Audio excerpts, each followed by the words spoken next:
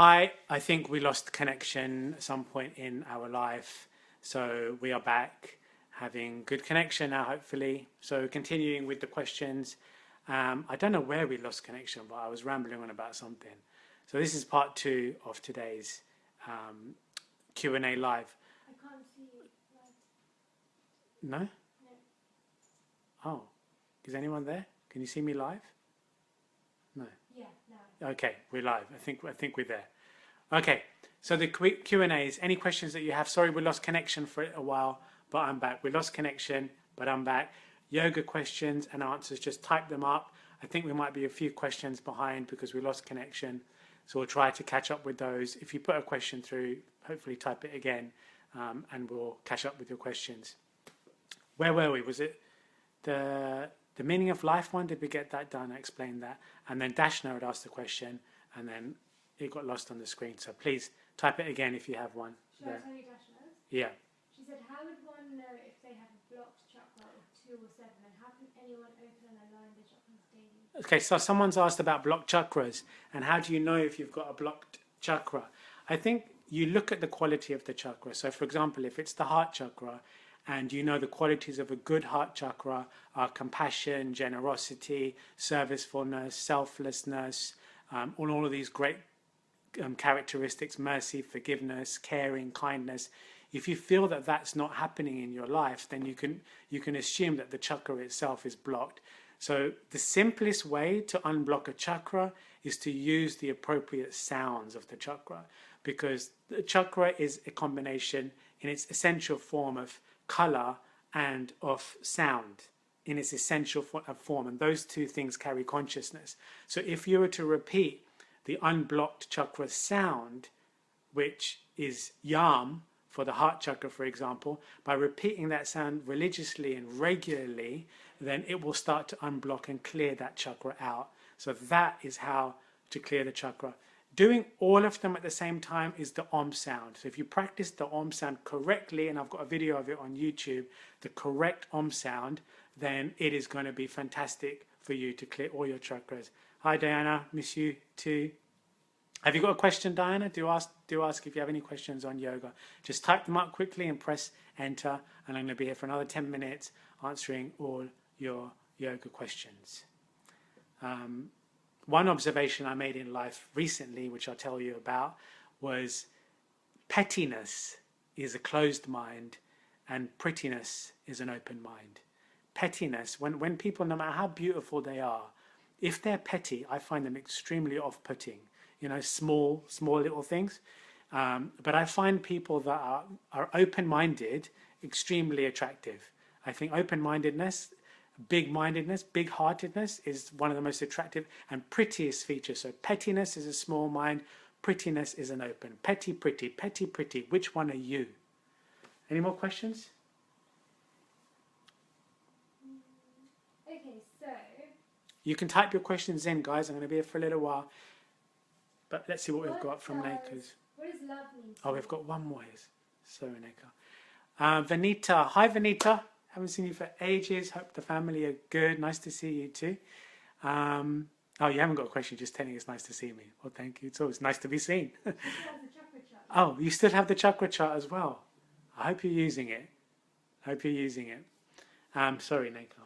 So, what does love mean to you? What does love mean to me? What does love mean to me? All I can say about love is it's the magnetic unifying force that keeps us all getting back together again.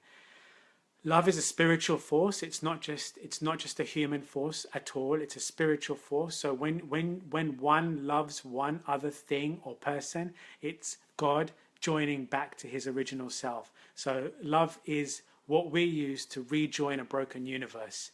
So it's a magnetic force. It's needed to join the universe back together and for us to unite. Yoga, unification and love are the same. They're synonyms. Yoga means union and love is union. It's all synonyms. When you practice yoga, you're practicing love. When you practice love, you're practicing yoga. Peace to that.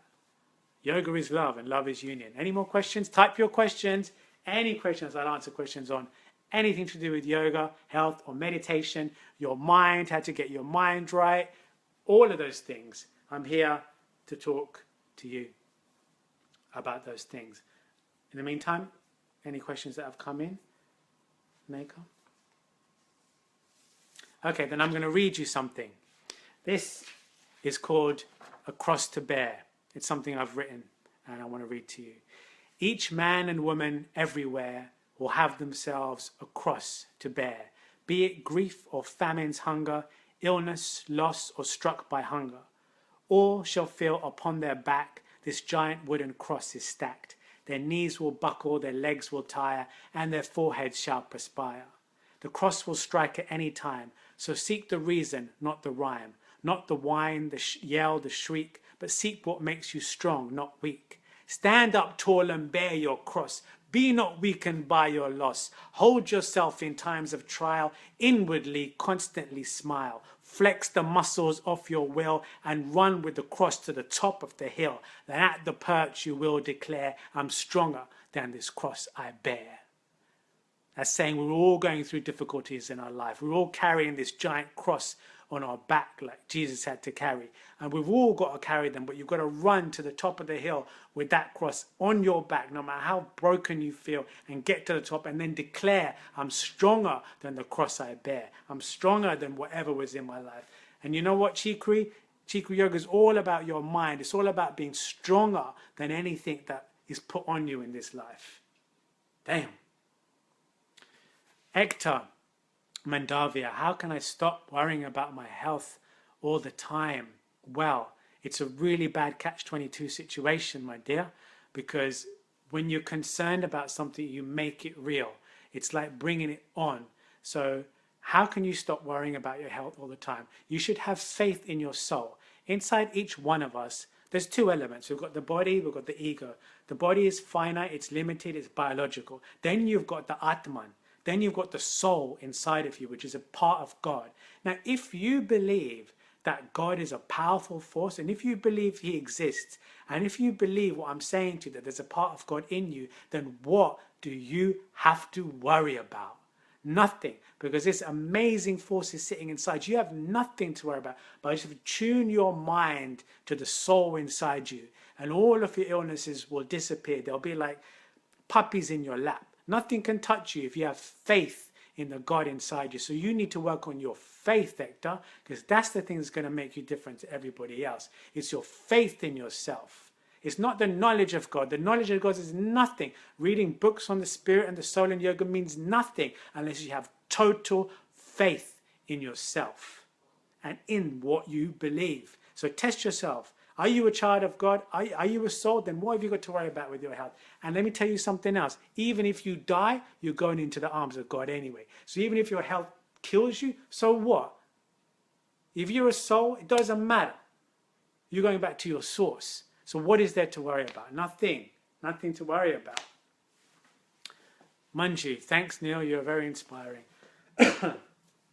Thank you, but have you got a question for me? I'm going to stay another 5 minutes, then it's bye-bye. Let's see if we've got any questions. Amma, thank you.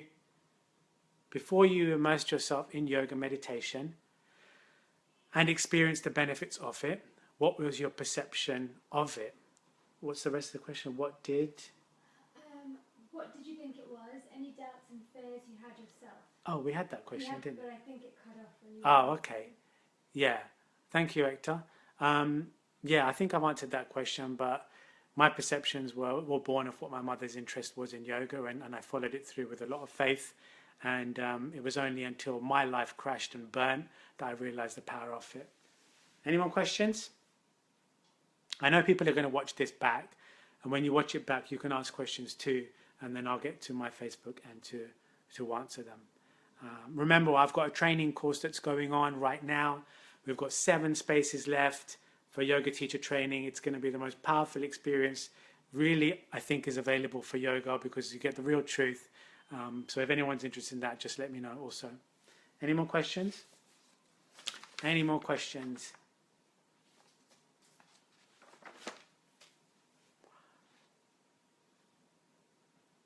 Neka, anything that's coming? Why don't you talk about... Oh, sorry, Neka. Okay, let's take care of these live ones. Sorry. Manju, you've got a question for me, which is what is the best yoga poses to do before bed? Fantastic question. Really great question. I don't know. The best pose to do before bed, without a shadow of a doubt, and a lot of people don't think this is a pose, is Savasana.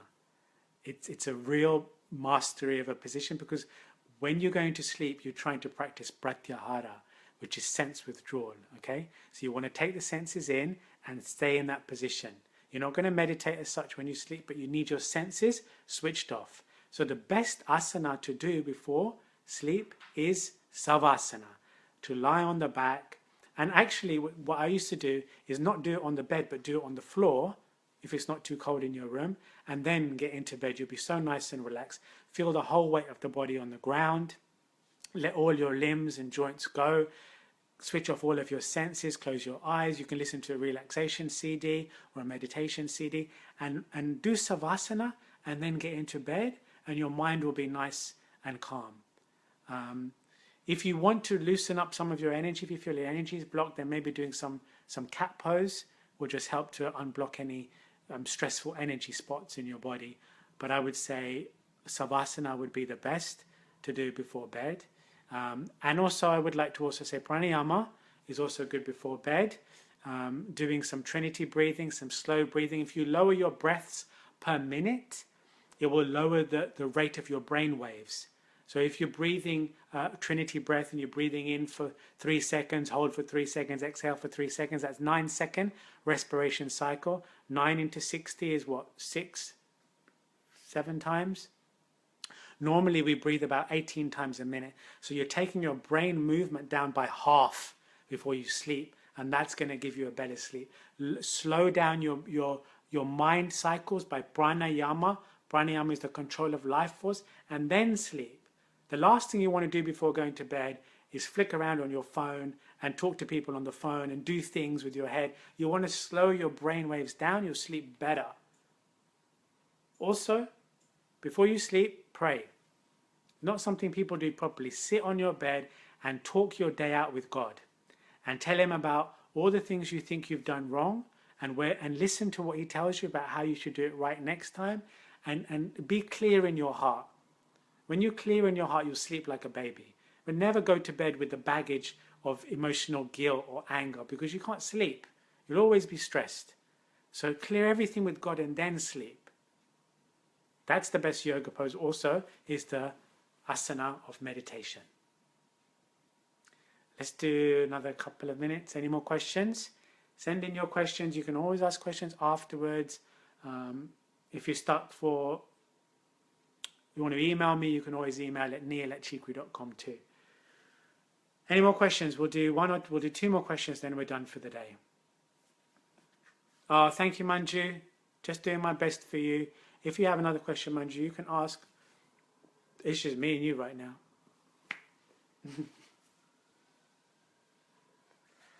Questions on meditation, questions on yoga. I'm just trying to do my service to the community to give something. Neka's going to say something. What about living in the present rather than the past or worrying about the future? Yeah. Living in the present instead of living in the past or living in the future. The past is always shackles. It's something you can't change at all, and it will always bog you down. It's either going to be a level that you hit that you can't hit again, or it's going to be a place that you've been that you're afraid of hitting again. It's going to really hassle you so much. And the future is a place where you've put unrealistic expectations of yourself, and it's also where you've put your fears. So if you're going backwards or forwards, it's not really going to do a lot for you. So the present moment is the place where everything exists. To be honest with you, there is nothing but the present. In the consciousness of God, there's no time. So in God's realm, there isn't a past and there isn't a future. So time is a linear thing. It's what people do to be able to differentiate and to count. But God doesn't count things, so he's not counting time. In the truth of the Spirit, there is no past and there is no future. So living in the present is the only way to be. So I've got some questions here. Something about Miti. Say hello to Mehula Miti. I will do. Anil is asking, what sequence of pranayama do you do and the reasons? Well, me personally, Is it me personally you're asking about what I do? Or just what you should do? It's generally. I don't know if he's asking about me. I'll maybe tell you about me, because I like talking about me. I'll tell you about me, and then you can clarify, Nila. I practice Om Shanti Pranayama, which is a breath observation technique, where we watch the breath coming in and we say the words Om in the mind just once, and when the breath is leaving, we say the word Shanti in the mind. It's a very simple technique, and it helps us to keep the mind locked into one place and calm it down, and it also calms the breath down and prepares one for meditation. That is quite an interesting pranayama. It's more of a mindfulness pranayama. And you're asking now, Generally. How should one do Mandukasana step 2. Do you put right hand over left? I'm sorry, I'm not going to be able to answer that without more visuals on the Mandukasana. It's not coming to me as to what that is. I'm sorry. I'll answer your question on pranayama though. Generally, how should one do it? Well, it does depend on the pranayama that you're practicing. Generally speaking, always empty stomach. There is no pranayama that one can practice on a full stomach. So I would say before food is a good time to practice pranayama, because you know that the body is empty. Pranayama should be practiced in an upright position. So the spine should be completely straight. Whether you're sitting on the chair or whether you're sitting lotus position or sukhasana on the ground, one's spine should be straight, one's body, stomach should be empty, one's chin should be parallel to the ground, and one should have total concentration on the instructions given by the teacher to practice pranayama correctly. So those are the general stances of pranayama breathing exercises. I think we'll do one more question and then we're out. One more question from you guys, or we'll take one from the board. Okay. Neka? Neka, do you have a question? Oh, I've got one more in. Okay. Sorry. Final question of the day from Anila.